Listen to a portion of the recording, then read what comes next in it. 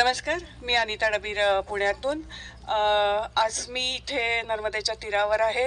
ही सगळी कृपा आमच्या विठाई परिवाराची, कारण त्यांची परिक्रमा दरवेळेस निघते आणि मला त्यांच्यावर जायची इच्छा होती, पण कसं असेल काय असेल माहिती नव्हतं आणि अनेकांकडनं ह्यांच्याबद्दल अतिशय चांगलं ऐकायला मिळालं आणि म्हणून मी ह्यांना जॉईन झाले.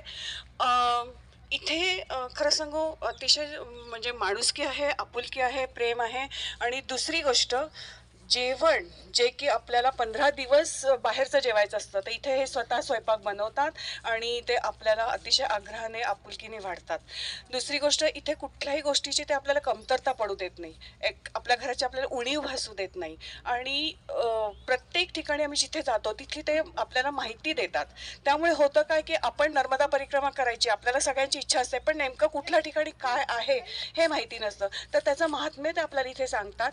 गंगेची नर्मदेची आरती ते आपल्याकडनं सकाळ संध्याकाळ दोन्ही वेळेस करून घेतात आणि त्याचं पावित्र्य कसं जपायचं ह्या संदर्भातली माहिती ते सतत आपल्याला देत असतात.